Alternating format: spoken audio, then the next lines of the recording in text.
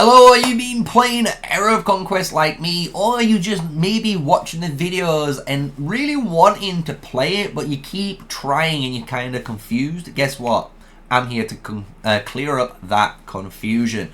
We're going to be going through basically the ultimate guide here, and I'm going to basically break it down piece by piece, and as we progress through this video, you should understand clearly on what your objective is and how this game plays.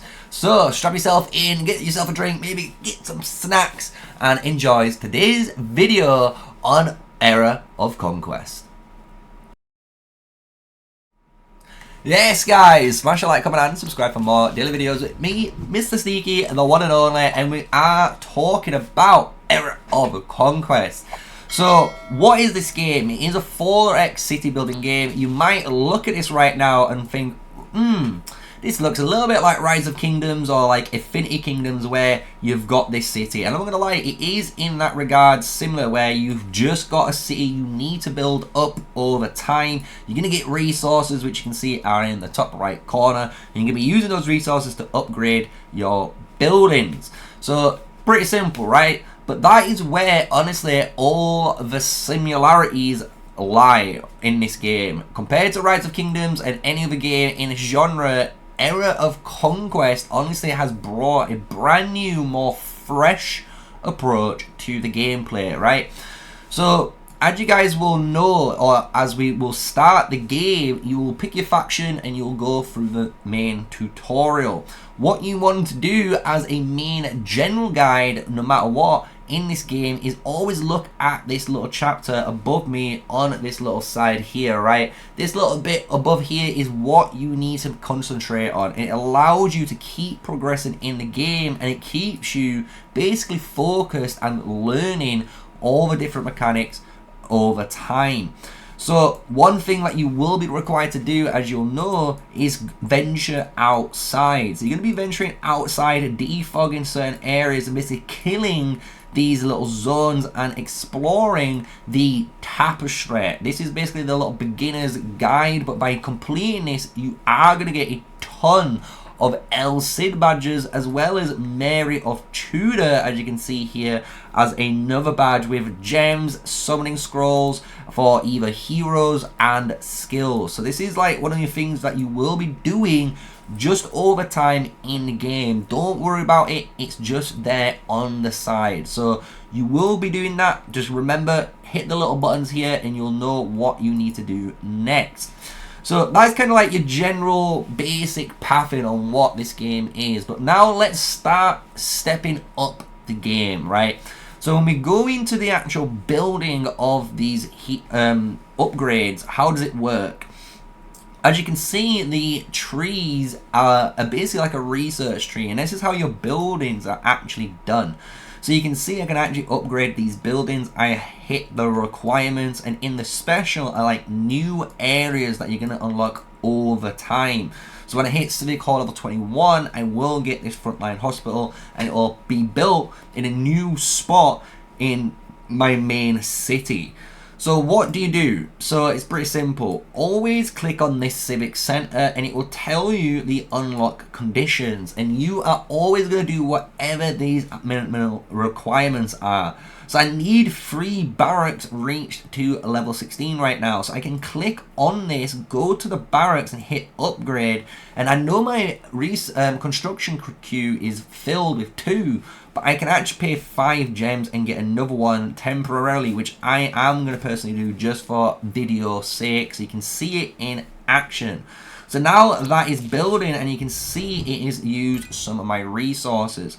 And the 4 main resources you're going to gain access to is your food or your grain. You've got stone, wood, and iron. These are going to be available to you on the map from just basically going out and zooming into what they call the sand table. And this is where you're going to basically spend quite a lot of your time, to be honest, in this game. So all you would be doing is looking around for a tile, and in order to do this, you can see this little toggle sign. And if I want a level, as you can see, 9 to 11, but I'm looking for a level 14 currently, If I want a level 12 to 14 tile, it's only going to show me the tiles around that has access to them.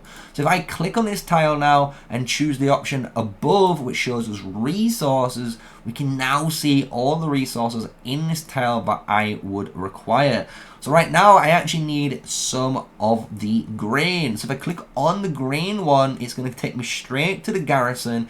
And in this game, what you want to do is attack the garrison. Yes, it's a little bit different compared to all the other games where you are just farming tiles. Here you are sending your troops to raid the garrison, and as a reward you're going to get hero XP to level up your heroes, as well as the actual resources to come back to your city. The cool thing is with this game is, which we'll showcase when we get a little bit later on in the video, you can escort a little payload back and help our allies doing that, and it's a very important feature which we do need to talk about later on. But that's how you get resources, and as you can see, it hasn't at the moment consumed one of my little war orders. And war orders are what you're going to need to take these resource garrisons. And you only get access to 3 every single day, as you can see. So even if you technically don't log in for one day, don't worry, because you can own up to 10 of these. So technically after 2 or 3 days, you'll have 9 of them, and you can blast out 9 in one go. You can catch up to everyone because you've basically still kept the maintain the same amount of time played. So this is how the new war order system works. So if you are active, you will only get access to 3 every single day unless you spend some money, and you can get 1 extra only, and this is on the relics as well as the war orders, right? So just make sure if you've run out of these, it's fine, you've got other things to do in the game. So let's go on to and showcase one of them, right? Because then once we've got these resources and stuff, we obviously are going to gain civilization medals, and that is what this little area is here. So you're going to get civilization medals from attacking resource points and when you purify relics, which we're about to discuss in a moment. So as you can see, the build path and how you build in this game is pretty simple. You just need to honestly follow the civic center, go and find, the resource you're currently lacking in, and then send a war order. If you successfully take it, it will consume that war order. If you do not, if you're not successful, it won't do it. So don't worry, you can try again later on when you power up. So that is all you're going to realistically need to know, guys, when it comes to buildings. Just follow the game again. So above us right here is going to showcase what buildings you need to build and fulfill that chapter. And then you're going to get access to some new mechanics. So let's go over them. We're going to go over heroes and skills and how basically relics are introduced into the game. So in any amazing 4X city building game, you have your heroes. As you can see in Era of Conquest, it is based on history. So you will see some familiar names like Alexander the Great, like in Rise of Kingdoms. But you've got to think, there is loads of different games that are based on history, which has all of these guys in. So you can't just call it a carbon copy. And especially when we start going in to how this system actually works. So, the heroes, how do heroes work? It's pretty simple. Every hero, when you first summon them, will come in a purple form. You can see here we've got Theodora, which is a legendary hero, but she is purple, as well as Scipio, which is a epic-based hero, but purple. What you need to do in this game is find them 2 times. By finding them 2 times, what happens is you get the awakening function. And by awakening the hero, you increase their adaptability, as you can see, and you can even increase their base attributes. So this is why it's very important to basically keep finding the same heroes in this game. But compared to every other game, what you will notice is every hero only has 1 ability, and that is the common theme in this game, which I honestly love, and it stands out compared to the other games. And the reason why they do this is because the first ability is the actual unique skill towards that hero. So Scathing Ocean is to do with history of Theodora, which is really, really cool for the little artwork and the name of this skill. But as you can see, the skill effect has a really cool ability here where it can launch a tactical attack on a unit and inflict a burn effect on them, which is a type of damage in this game. This target also, if it was already burned, will also increase all damage dealt by a random ally by 20%. So if you basically have someone who's already burnt and she hits them, you will get another buff on top. So that's how like the skills basically work. And as you can see, you've got a skill level here, and the skill level is level 1, and you will spend gold in order to upgrade these skills. So if you went to, I could start spending gold and increasing the level, and as you can see, the effectiveness will go up. But what you can do in this game, and if you, for example, find a better skill that you want, what you can do is actually hit reset skill, and all the coins you've consumed will be refunded. So you don't have to worry about making any mistakes. So now we're going to go to the second skill, and as you can see, the second skill is unlocked. And the reason why this is unlocked is because the way this game works is it allows you to put 2 or 3, as you can see in these later slots, different skills in them that you unlock.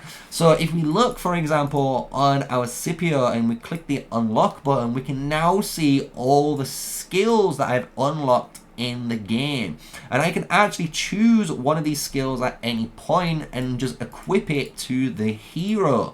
And as you saw, it was equipped. I can still enhance it all the way up, so we're at 300k, and if I wanted to and wanted to change this, I could discard it, get the skill back in my little area, and as you will notice, I have now got all of the same gold back. So you don't have to worry about any of those skills being wrong or anything like that.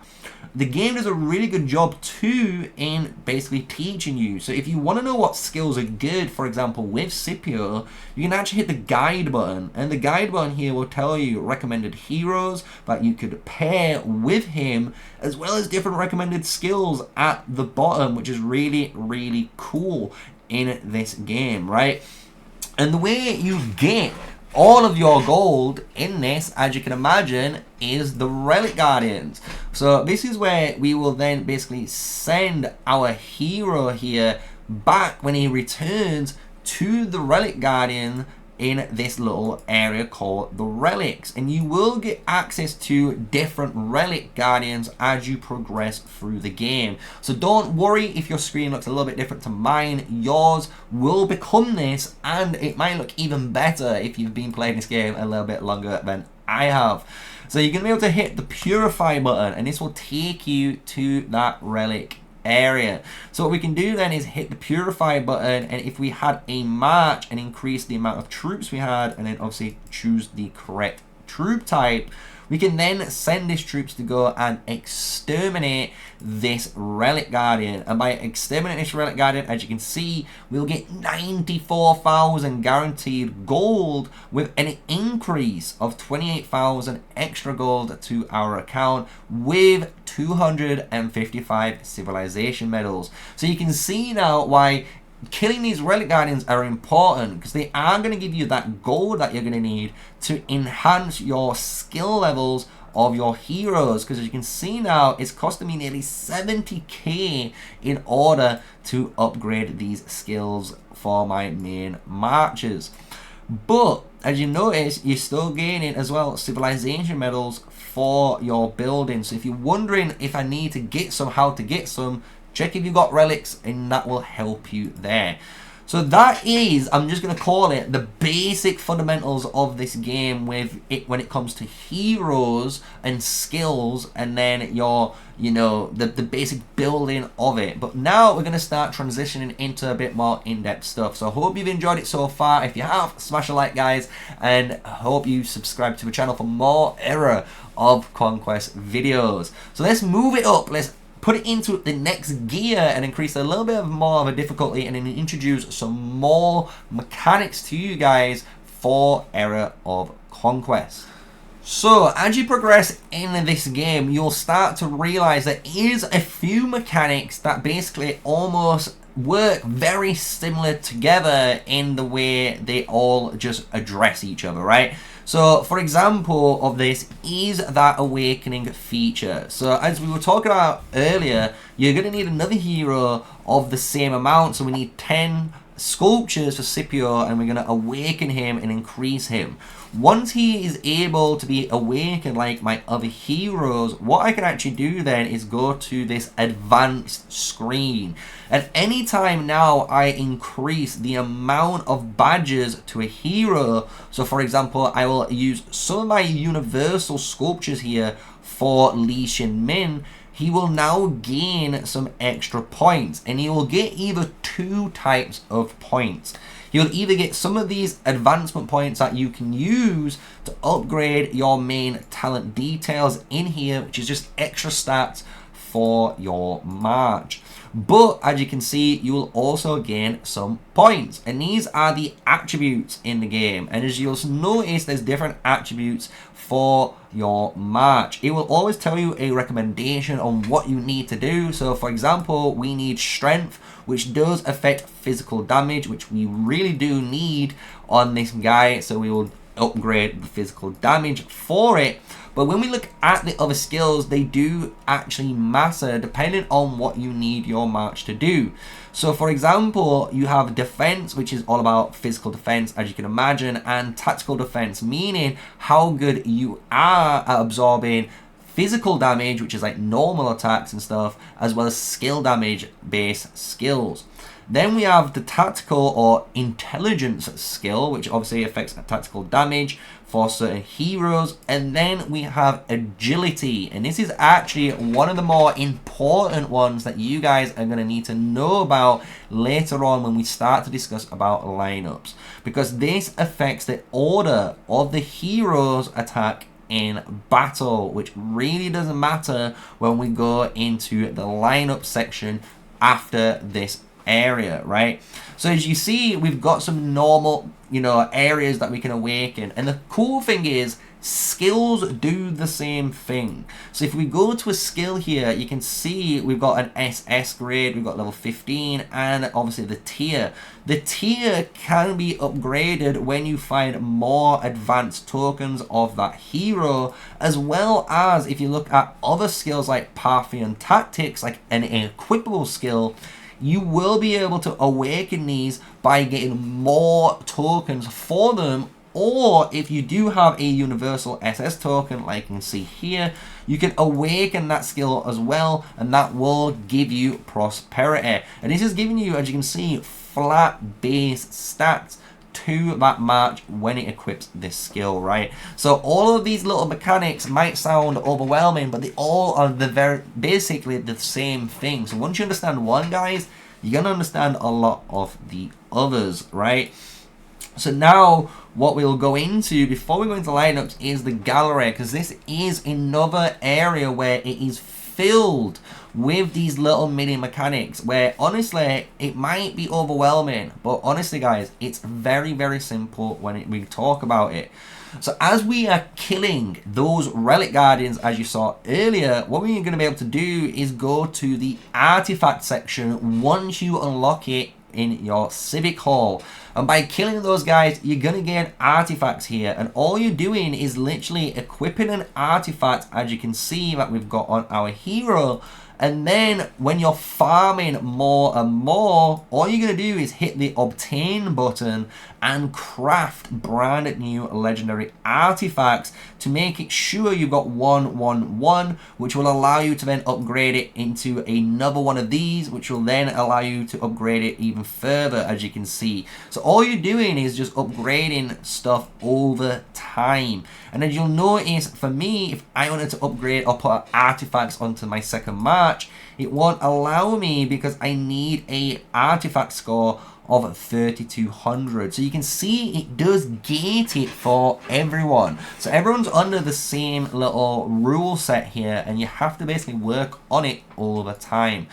Armor is exactly the same thing. You're going to get access to armor, and the way armor works is is when you're switching between your units. So for example, if I have my Leonidas out right now and he's maxed out on his troops, when I go to choose arms and I switch between these different arms, or even better, I go and choose like an infantry battering ram, for example, all of these are going to change depending on how good my gear is. And obviously I already have maxed out tier 2 legendary gear, so you're not going to see any changes.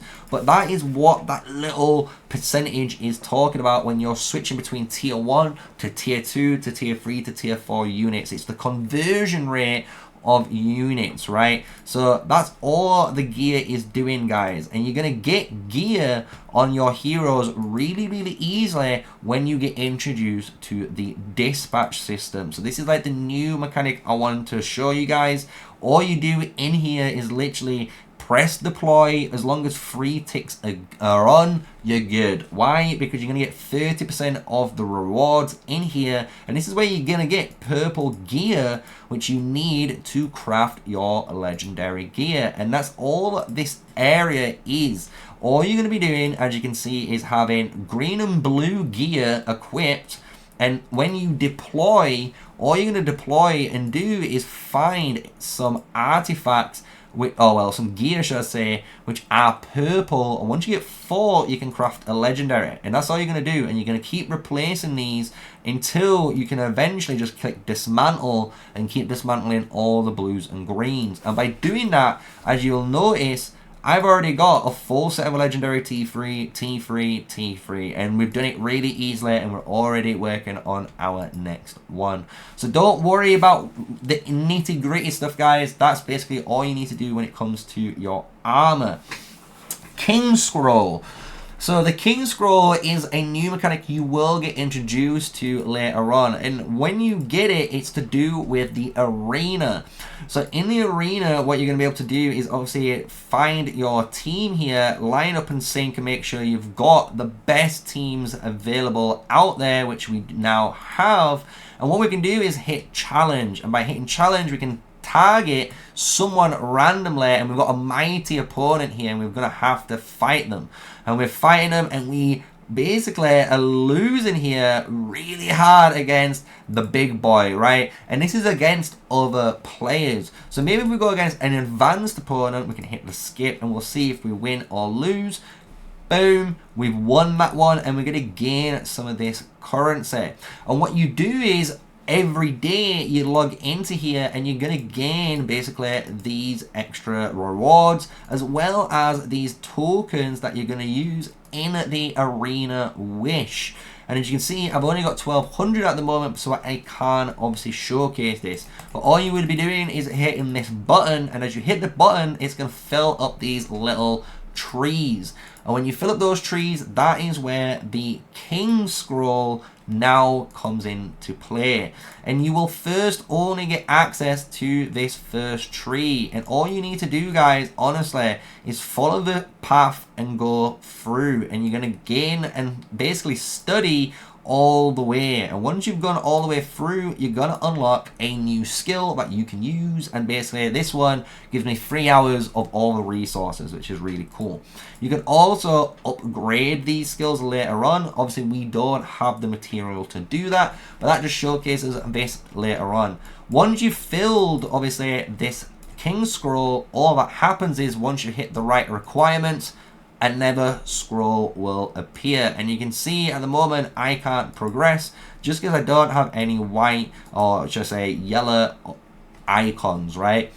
A little tip for you guys, if you're wondering, if you get a white scroll, so if you get this little top right corner currency for this, what you can actually do is in certain areas, for example, if I didn't spend this red one here, I could use this one sturdy guy and basically bypass all of these 3, and it'll just basically do all of this in one go and give me a bunch really quickly. So if you do get access to one of these, you can put it in here and it will also give you a bunch of stats. But there's nothing too complicated about that, guys. It's just some stat based stuff.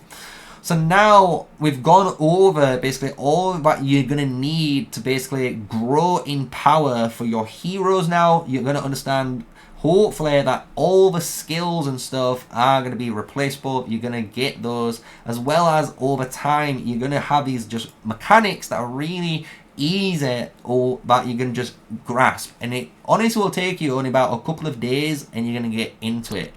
So now, because you understand hopefully all of that section, you are now ready for the lineup section. So let's go into hero lineups and basically expanding and moving out from your city and into the outer world and the objective in Era of Conquest. So here we are at the lineup screen, and to get access to this, all you're going to have to do is honestly just click one of your marches. It doesn't matter which one, and wherever you bring up is basically the one you are talking about on screen. So we're going to look at, for example, this assault one, because to be honest, I'm not really feeling it right now, because I feel like this assault one is a little bit too squishy in my opinion, right? So what we're going to be able to do is, and what this game does a really good job of, is allowing you to freely switch between heroes. And the way it does this is, as you look in your hero screen, you're going to gain stamina, and this stamina is what you've been using to attack the resource points and to attack everything. But what you can actually do in this game is, for example, say I wanted to try out a different hero, it will naturally allow you to just go from a level 9 hero and it will switch to the level 28 hero. And the way it does this is using the inherit system in the game. So if we go to the lineup right now and we just look at troops info, what we can do is actually click this little arrow, and this arrow is going to take us to the lineup upgrade area. And what you can do is it will offer you certain times very quick boosts, so you can increase the actual performance of this hero lineup. Or what you can actually do is hit other lineups. And you can see here we've got a counter-attack team and a control team right now. So what I can actually do if I really wanted to is try this control team and hit apply. And as just like that, we now have this control team. And if we look, this will now even suggest other heroes that we could change them with. So I actually have YSS here. So what I might actually do is upgrade this lineup. We could go again, obviously, to this hero, but we're not going to do that. So what we're going to do is click, if we go back out, minimize this, confirm. We're going to put YSS in. So if we find our main boy, am I just being blind, chat? I think I'm being blind. Oh, there it is. And we can put YSS in. At the minute, it won't allow us to put it in. Why? It's because we don't have him leveled up. So if we put in this hero, now it's doing it. By just clicking that little button here, as you can see, it's gonna do that option. And now I can hit apply, and it will switch the troops if I need to the right troop types, right? So if we put in now the actual hero it recommended originally, now we've got this new control lineup. And as you notice, it's already done all the skills. It's leveled the heroes all the way to level 27. And if we look at the other heroes in the game, but we were using, the Tassan, the Harold, and Baybars have now become level 9.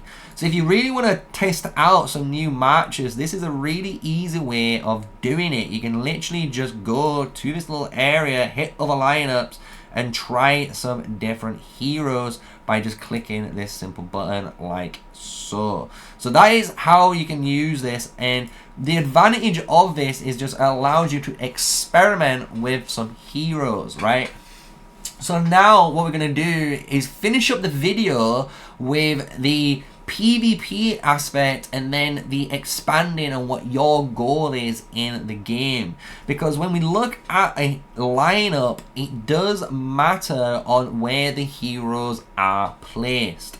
So if we look at a hero like Leonidas will prepare a round of combat and he will launch 2 attacks on a target, and then the target will independently be selected each time. If we are currently suffering from a burn, we will then increase the damage dealt by 50% up to 200%. So we kind of want that unit to be burnt. So what we could do is, as we look at Mary of Tudor, she will actually inflict a burn onto that target.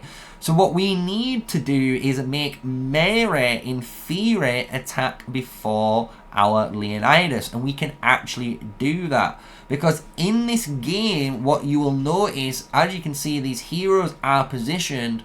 Your left hero is your primary hero, which will attack first. Then this is your vice, which will attack second, and this will attack in third position. But this can change, and the way you can change this is actually with the agility stat. So as you can see, my agility is 117 for my Mary of Tudor, while the agility is 132 for my Leonidas. So what I can actually do is, if I really wanted to, remove the agility points here, put more strength into him so he does attack for more damage now. And if we look and go back to Mary, what we can do is go to her add points, and then again make it so we have more mobility over our Leonidas. So what this will now do in the march, it will allow our Mary to attack first, because she has, if we need one more point, she will have more agility, and by having more agility, she will now inflict her skill first. She will inflict a burn, and if they were already burned, it would be an extra attack, but that's okay, we don't mind about that. We would rather our Leonidas have their damage increased by 50% or more if that target was already burned already. So that is how you can go a little bit more in depth by using the agility skill and the lineup order of your march, and that's why it is very, very important.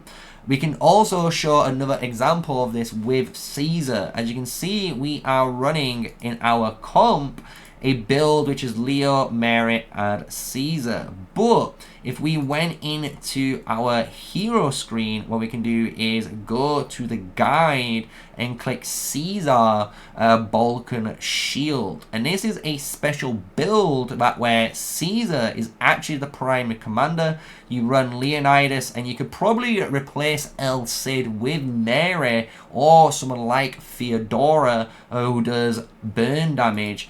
But you'll notice the main skill here is a Balkan Shield. So if you have this skill, you are enabling a different formation to be in place, taking advantage of this powerful ability basically in your lineup. Because basically the way this works is Caesar is trying to buff and make it so your march is very tanky and durable, while these guys are going to take advantage of that, dealing a ton of burn damage.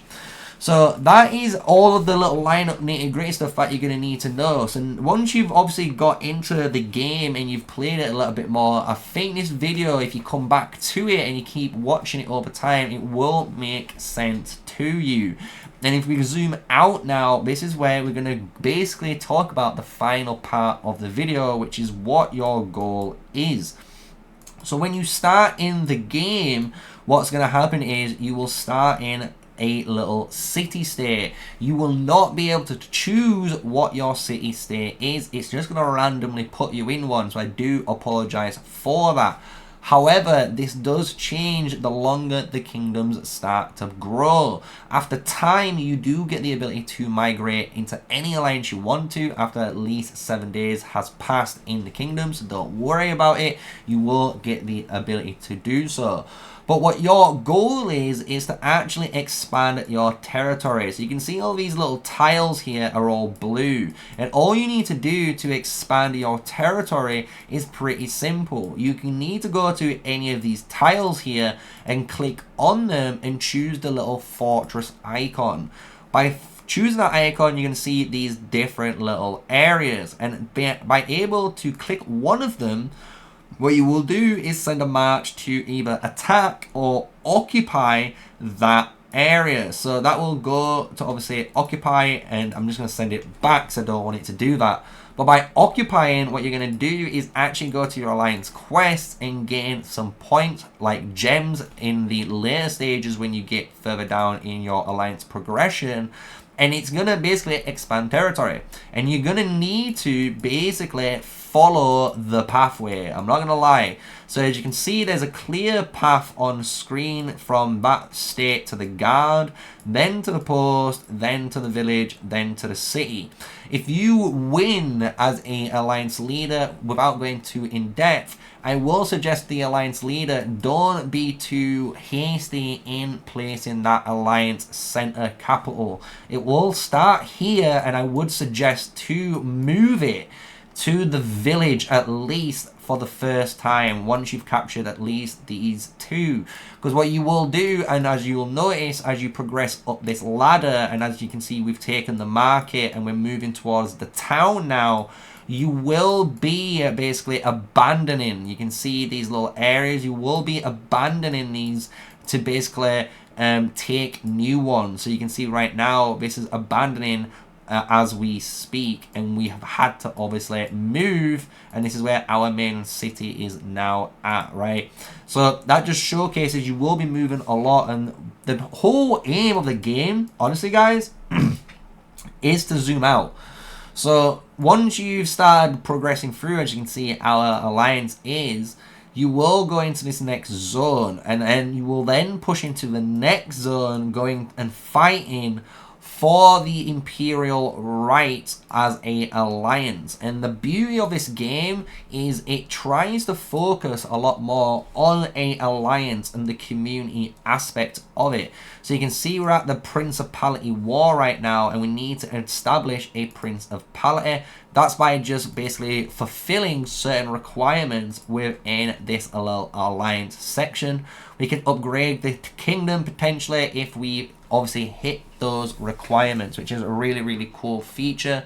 You can see as well in here you got members. We can appoint these guys at any point to different positions as well. What you can also do is look at the different city-states in the game where they are living. You can evict them if you need to, and the reason why is to obviously abandon as I explained earlier, right? But this game offers a lot of stuff, honestly, and we've only hit kind of the tip of the iceberg, but this is kind of that ultimate guide that hopefully you guys can watch now. If you rewatch it as you're progressing through, if you're kind of a little bit stuck, it might make sense for you. And honestly, I've been playing this non-stop. This is now, we're on the final day of the Rush Rankings, day 8, and I can guarantee you by day 3, I felt really confident, really fluent, and just understood what you needed to do in this game. So I hope I helped you guys out. I hope each of these sections were broken down nicely and you basically followed all the way through this guide. And if you did, smash like, guys, hit the subscribe button for more Era of Conquest videos. We do a lot of Era of Conquest live streams too, so if you do hit the subscribe button and that notification bell, you will get notified when we go live. If you check the description below, we do also have loads of links where you can check out our official Discord. You can also support us by either donating through obviously PayPal, as well as the support buttons and the join buttons and any of our affiliated links. If you really want to support us out, you can check those out below. And with all of that information, guys, I hope you've enjoyed it, and until the next Era of Conquest video, stay safe, stay sneaky, and peace out.